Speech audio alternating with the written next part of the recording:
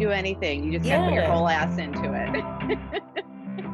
Rise is one of the few things that I decided I was like in 2026, the retreats that I'm committed to are Rise and basically kind of your sister camp in Canada, where I'm like, one of these days I'm going to get you ladies talking. Those are the two things that I'm committed to because they feed me as well as like I come in.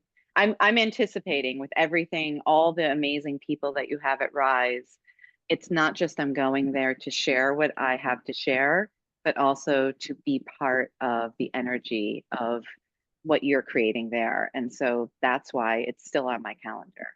Yeah. Mhm. And you said very, like, briefly, you said, feed me. Mhm. And I do want to talk about that because I'm very myself focused on what feeds me Yes. and what's Yeah. fulfilling. And when Yeah. when you said make choices and we're whole ass grown women, we can make Yeah. choices. And what is like really formulating to be like a theme at Rise this year and this year, I would say, because it's just what's happening, Mhm. um, that it's about knowing that place in us where and how we are fed and fulfilled and how that creates by giving ourselves and making choices based on that in our lives, how that creates a sense of balance within us. Yeah.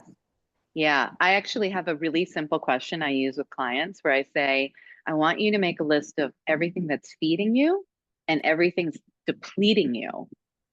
And then look at what's depleting you. And I know that sometimes we can't always say, I'm not doing any of it, but at least cut a few of those things loose, like weed them out of your garden so that you can really nourish and let the things that are feeding you feed you.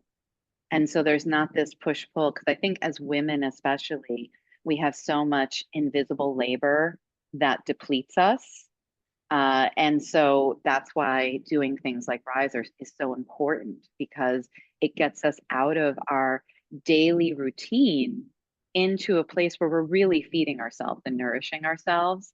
And all of those invisible tasks that we might not even be aware of. Like your kid gets sick, and all of a sudden, the thing that you were going to focus on all day is out the window because you're pulled back into that role, or even you're trying to get something done and then you're worrying about, oh my gosh, actually it's dinner time, I have to figure out what, literally we're feeding people. Yes.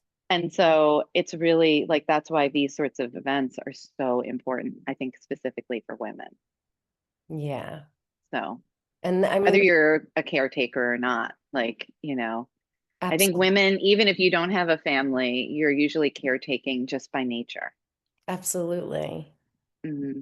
Caring and creating. Yes. Yes. So you're coming to Rise this year. I'm so very excited. I am so excited. I This is going to be my first year at Rise, and I'm like, yeah, I'm so excited to experience all of it. Yay. I'm so glad you'll be a part of it. And I'm really excited after having a couple conversations with you and just even listening to you again right now to really just have you facilitating conversation with women, with each other, and with them within themselves. Yes, And you really do that through human human des design. yes, Can you tell yeah, more people about like what that even means? yes. I know it's well, and I think it's catching popularity. Sure. It's something that a lot of us who are like in that seeker mode stumble upon. But human design is essentially, it's sort of like an energetic blueprint of who you were born to be, all the potential that lives within you. And it is a combination of actually several different archetype systems that we're used to. Like astrology is incorporated into it, the Chinese I Ching is part of it, the chakra system is part of it, the even the Judaic Kabbalah is part of it, and it all merges together into this blueprint, I like to call it, of all of your gifts, all of your challenges, and it really shows you energetically how to get into greater alignment to live your life as yourself, as opposed to living your life according to the expectations that have been placed on you from your understanding of how we succeed in life. Because in human design, like one of the main things that most people start with is there's 5 different types. And those 5 different types give you, it's almost like the starting point for how to differentiate yourself and how to start living your life in greater alignment with yourself. And that's what I love about human design. It actually is the thing that helped me close an incredibly successful 15-year business because I realized that I knew in myself that it was time, that I wasn't feeling the energy anymore. But everybody who was a professional was telling me that I was insane to close this thing that was still profitable, that had created a worldwide audience. I worked with Nordstrom, I worked with Crate and Barrel, and I just knew it was done. And when I found human design and started diving into it, that actually gave me the foundation to trust myself and make the decision to move forward. And then it became something that I wasn't planning on becoming like a coach who uses human design to help other women, essentially heal themselves and trust themselves again. But it just kind of unfolded that way. I was a life, I am an artist. Like you can see behind me, I've got all my art in my studio, and my art is part of my human design practice at this point because I'm all of me. And that's what I love about human design. It's sort of like helping you understand all of you so you can live in the fullest expression. And I always say to my clients, like, you know all of this about yourself. You just don't trust it yet because the world will gladly tell you who it wants you to be. And human design for me is the map that gives you back your sovereignty so that you can make the choices and know where your challenges live because it's part of your chart. Like the 64 gates in human design or the 64 the gifts and challenges, like the story. And when you learn the story that it lives within you, then you get to tell your own story. And it's so potent. So that's why I love it. Sign me up. Yeah. Yeah. I mean, I really, that was me. It's been several years. I actually discovered human design in 2020, when the Mm. world went One of upside those, down. yeah, absolutely. Yeah, And so did you. And so did all of us. we all did. And And, look where, yeah, it's like I always like to say, like, every breath is a chance to begin again. And that was, I think, a great reset for a lot of us, where we absolutely. had this time and space that we necessarily didn't choose, but were gifted to go Yeah. within and look at our lives. And, I think a lot of us, that was a turning point. And it's crazy to think that that was 6 years ago now. I had that thought the other day where I said, Yeah. "Oh, we're maybe no longer going to be, oh, just in 20, it's going to be a decade ago, real quick. No, that's I not mean, it possible. just feels like we No, used I to know. associate so much more with it. But look how truly, though, it will reflect a turning point in all of our lives, I believe, who have Yeah. lived through I it. I don't think anyone who's alive right now really doesn't point to that as a turning point for them because it was sort of like a great reset button and a reevaluation. I And, agree. and we can choose, and that's the thing. It's like it forced us all to stop and slow down, but we can do that at any time through choice, like we were talking about. And like we can choose resets in our life. And that's why I'm so excited. Like, that's why I love human design because it's like a reset point, getting to know yourself. And that's why I'm excited to bring it to Rise because Rise is like choosing a reset point, a Absolutely. weekend to nourish yourself, to learn about yourself, to do all these things. Uh, what a gift. Such a gift. Yeah. And so and needed. Like So needed. we were forced into that, say in 2020, or there are times and have been times in my life where you're forced into changing Yes.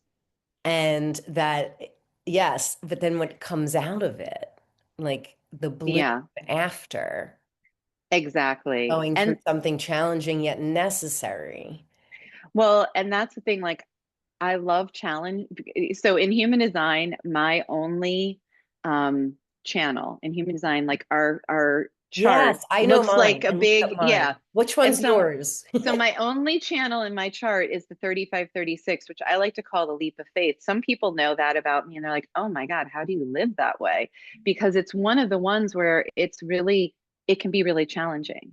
Hmm. It's kind of like when life challenges you, you take a leap of faith, and on the other side of that, it's miracles happen. Or sometimes things don't go the way you wanted, but you're always growing and learning. And I think it's made me really resilient and somebody who appreciates the disruptions in life. But I think also that the older I get, the more I realize like you can disrupt your life before the universe decides to step in and disrupt it for Yes. you. Yes. And we always know when things need to shift, but oftentimes it's that, it's like the lizard brain is like, but I know this pain. I can figure out how to work with this discomfort. The real, what I don't know is if I let go of this and try something new, how's that going to go for me? And that's the thing that um, keeps us sometimes in that stasis. And I think just for me, when going back to human design, which I do all the time, like I look at my chart daily. like, So like fun. when things are going sideways, or when I'm experiencing something that I'm like, what is going on here? And then I'll pull up my chart and start looking at the story and go, oh, because it's the things that, I can get stuck in. Hmm. Recently I was running a retreat in Tulum in Mexico, and I realized that I had a day where I was feeling really um, like I was holding my voice in. Mm. And I'm a manifester in human design. Manifestors are here to have really big impact, and it's through our voice. It's through what we say. And as a lifelong manifester, as a woman, I have been unraveling and healing lifetimes of wounding around saying what I'm here to say, Mm. letting it land, it having the impact that it's here to have. But then the people who are on the other side of that impact sometimes look at me, and instead of recognizing this is needed impact, they come back at me and start, you know, I've been attacked. Hmm. And so there's this fear that can happen where I hold back what really needs to come out. Sure. And I was realizing when I was at this retreat that I was holding back certain things that the people who were there, who were literally paying me money to be impacted by me, that I was holding back. And I was like, oh, here's that wound showing up. And and because I have that knowledge now of how it interacts in my life, I was able to recognize it and then shift it and realize, it's time to tell like little Jaji that she's safe, and that whatever comes out of your mouth is meant to come out. Because my sun gate in human design is gate 12, which is the gate of caution. It's Mm. also the gate of the channel, and it's that those words that need to be said. And I can almost like feel it in my body, and my entire life I've had that. Hmm. Um, and you can imagine as like a little kid when you say things that need to be said. Sometimes or especially I'm going to say as a young adult, as a teen, you know, I learned to protect myself by staying quiet. And that self knowledge of learning that about my human design allowed me to actually start healing it. And I've worked with, numerous other clients of mine who have come to me with the same wound. And it's beautiful to see when they can recognize it. That's when I always say you have to recognize something in order to start healing it. Absolutely. So it's the shift, and and it's that conscious choice. And that's why, It's like, what it is. yeah. It's truly what it is. It's something we're in touch with, these places in each of us that are a Hmm. part of who we are, and also opportunities, places that have been hurt the Yes. world in Yeah. the past, and also opportunities for us to really become fully who we are. Hmm. They we're always tethered to ourselves, I Yes. feel. So we are in touch with them, but it could be in a subconscious way that it's so helpful to have resources and support. I've been very into help recently. Mm. Yeah. Yeah. Yeah. And the recognition is what helps to make it conscious, so then it can change and we can change it. Exactly. Yeah. That's the whole name of the game. And that's, I always say also, that's where when you recognize it, but you keep shoving it down and down and down, that's when we become exhausted in our lives. Because Mm. even if we're not consciously aware of it, suppressing who we are is exhausting. It's like Say it again, Jahje. it's like Say it we're here to again. be all of us. And when you're trying to hide in this little safe bubble of who you think you're allowed to be, it's freaking exhausting. Hmm. And I don't know if it's because I'm approaching a certain age in my life or I've done enough healing work or That's it's all of the above. But hey. I'm like, I am done hiding who I am and hiding my voice and hiding my impact and hiding. Like, and it's funny because I've had a very public life. Like, I've had a lot of impact out there. But I was saying to my husband just the other day, I was like, I am tired of knowing my value and hiding it because I don't want to show all of me because I'm worried that people will judge me. I'm like, I'm done with that. You are tired of it, like you said. I It am is the literally thing that tired exhausts of it. you. Yeah. Yes. I like, I mean, especially, I don't know if it's perimenopause. It's definitely a little part of it because I hear from a lot of Absolutely. perimenopause women. Let's say it's a bigger part of it because again, there's a knowing Yeah. in you that says this has something, Hmm. this is a big part of this. And I think developmentally, I do somatic therapy. I think developmentally we look at our bodies and as like, oh, from in childhood how they develop. But we're really missing so much of the places that support us in the growth and Yes. the release and the growth and the becoming who we are. And perimenopause and menopause are a huge stage for that. It's a shift. Well, I mean, it's like in our life we have like the maiden, the mother, and the crone, which, Sure. like the crone has become, but the crone is wisdom. And, Yes. I'm in that transition. I still am a mother, and I'm stepping into that, you know, honoring the wisdom and essentially blooming into a new phase of, like I said, I'm tired of hiding like all the Yeah, let's just wisdom, stay with all the, that for a yeah, while. like no Suppressing more yourself makes you suppression. exhausted. It does. And you're a somatic therapist. It's like the amount of people who hold shit in their bodies because they are just like literally that holding it all together Mm. will make you sick. Mm-hmm. It's like we don't need to hold. I've been doing somatic yoga, like I love somatic therapy. I love, like, I've got in my studio, I've got my trampoline over here. When I feel stuck energy, I start bouncing, I start doing qigong. I like all of the things because we are energy, and that movement, if we stick ourselves into, I always like to say, it's like we're really good at putting ourselves into little digestible, like this, Yeah, and the this. world did that to us. It was like, And here's the world a did little that to us. box, and you're gonna Yeah. go. And We're really comfortable with you in here because in here we can control you. And yeah, that's what, honestly, that's the name of the game. It's like when you become all of you, when you step into your full power, you are in charge. expanding and you're in charge and you're not manipulatable.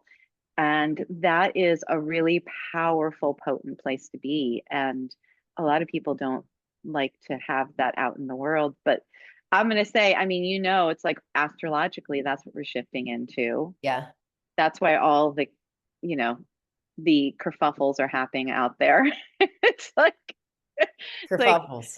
the kerfuffles, because it's like people are here to be all of them. And for centuries, we've been told that it's safer to, you know, conform, become part of the tribe. But what if you being all of you is actually how the world becomes even more expansive? Hmm. Because when we all come to the table with all of us, there's so much more possible. Mm, So that's why I'm so passionate about this work, because I just love helping women heal the shrinking, honestly, that they've been doing for like trying to fit other people's ways of being. And that's what yeah. I always, when I work with my clients, I'm like, I'm giving you back your user's manual, and I am just the mechanic. Hmm. I'm here to help you understand. I'm here to make some tweaks, but you're driving this around and you're in charge. And so if I say something that doesn't resonate for you, you're in charge. Like Yes. you're the boss. Yes. I love it, Shaj. Yeah. Thank you. We could sit here and chat all day. We could. We I definitely mean, we could. would, we would. I have so much fun with you. I mean, you are obviously in your wisdom, and you're also so just real, Mm, and I appreciate that. And it's, yeah, thank you. I'm looking forward to every woman that gets to be in touch with you at the Weekend Getaway this year, September 25th through 27th. Yes. Be leading a I human design workshop and offering some individual readings. Yes. Yeah, because the workshop's going to be more focused on the types, which is sort of like the main architecture. But the individual readings are when we get into the gates, which are like the little facets of your story. The Hmm. whole thing is the story of who you're here to be. And if you're, and I always say, like, there's so much. It's, I mean, the amount, I've been studying human design for 6 years now, intensely, like college level. Like, I told my husband, I was like, I think I have a master's degree at this point, if Of course. not a doctorate. Yes. And there's still so much. And so, if you're, I would say, if people are curious before the weekend, if they want to go get their chart on my website, they can, and it'll teach you a little bit. I'll give you like a little tidbit Yes. about your human design so you can get started and sort of start doing a little bit of the work. And then what we're going to do at the weekend isn't just going to be learning, because like I said, I'm an artist. I love to bring in art play to help people understand things in more depth, and so that's going to be part of it. So it's not just going to we're not just it's not just going to be a lecture, because that would bore No, me to death. never. Never at It Rise. would bore me to death. You're It's that going to space, be you're, it's going to be play. It's oh, going to I can be feel it. discovering yourself with play. And yeah, and the individual sessions will be, you know part human design, part intuitive, because I do have intuitive, like Sure, of course. glimpses of people. And so I always love it. It's sort of, I love doing both. I love coming into a room and helping that start, and then I love getting one-on-one with people and really digging into um, specifically, usually, like, where are they challenged, and it's usually like, where are you feeling heavy in your life, and then we can look at things. And And lighten yeah, the load. and lighten the load. I love lightening the load. Yes. All right, Jaji. Thank Yeah, you thank so you. much for being and for being here. It was a pleasure to be with you today. I'm Thank you. I'm loving sharing you as a resource. Yes. Well, I'm loving being a resource, and thank you for having me be part of Rise this year. I'm just so excited. You are so welcome. Thank Always. you.